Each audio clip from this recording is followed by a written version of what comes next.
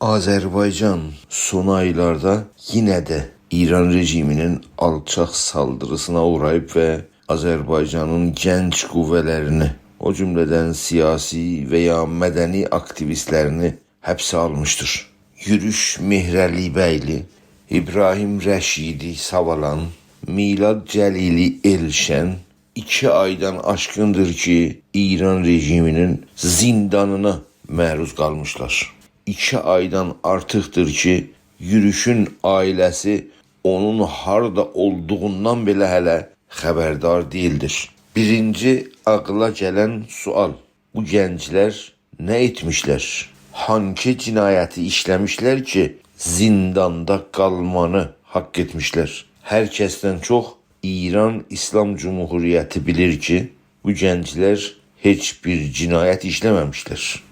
Yalnız bu gənclərin varlığı İran rejiminin həyatına bir təhlükədir. Nə üçün? Çünki bu gənclərin varlığı sürəcə toplumun maarifləşməsinə və ağah olmasına səbəb olur. Elə buna görə də İran İslam Cumhuriyyəti bu gəncləri məhbus etməklə öz dəhşətli və despot hakimiyyətinə davam edə bilər. İran İslam Cumhuriyyəti ibtidai həqlərə qarşı, hətta uluslararası hüquqa qarşı, insan haqları bəyannaməsinə qarşı, ifadə və düşüncə azadlığına qarşı Azərbaycan toplumunun aydınların həbslərdə çürütməyə çalışır və bu vasitə ilə diqqət edirsək, geçən yüzildə Azərbaycanın aydınları deyil, Azərbaycan özü belə İran zindanında yaşamaktadır. Yani İran'da daxili istimar siyasetinin Azerbaycan'a hakim olması, Azerbaycan bir despot ve dini hakimiyetin esaretinde olduğu süreçte Azerbaycan aydınları, aktivistleri de ister istemez umumiyette zindanda yaşamaktadırlar. O zindanın adı İran'dır. İndi ise zindanın içinde olan gençleri bir daha tutuklamaq və həbs eləməyə məruz qoymuşlar. Yürüş Mihrəlibəyli, İbrahim Rəşidi, Milad Cəlili də bugün zindanındadırlar.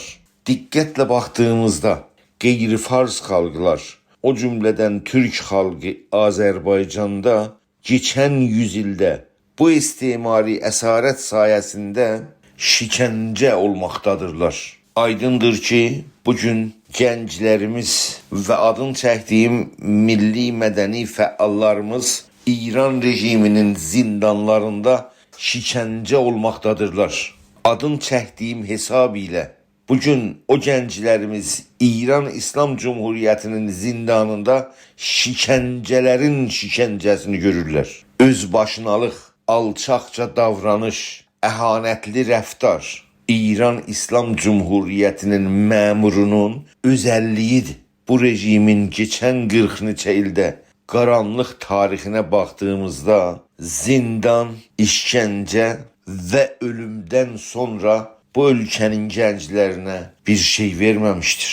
İran İslam Cumhuriyyətinin həyatı ələl-xüsus son geniş etirazlardan sonra aydınları, öncülləri, aktivistləri, yazarları zindana almayınca, onların canına qıymayınca və bu vasitə ilə etirazların liderlərini öz zindanlarında saxlamayınca bu rejim həyatına davam edə bilməz. Elə buna görə də İran rejiminin varlığı sürəcdə bizim gənclərimiz, aydınlarımız, öncüllərimiz heç zaman güvəndə olmayıb və ya hər zaman bu despot rejiminin əsarətində ola bilərlər.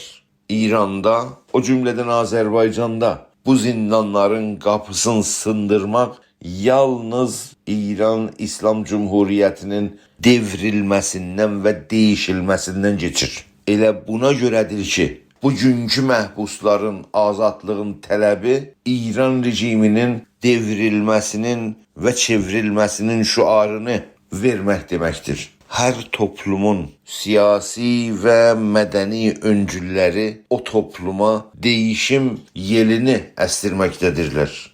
Değişim isteyen bir toplum öz aydınının, öncülünün korumasına hassasiyet göstermelidir. Onları rejimin təzyiqatı qarşısında qorumağa çalışmalıdır. Çün İranda, o cümleden Azərbaycanda gələcək o aydınlara ve öncüllere bağlıdır. Elə buna göre de İran ve o cümleden Azerbaycan məhbuslarının azad olması için onların ailesinin yanında durup çok geniş bir coşkuyla İran rejimine məhbusların azadlığı için sert reaksiya verməlidirlər.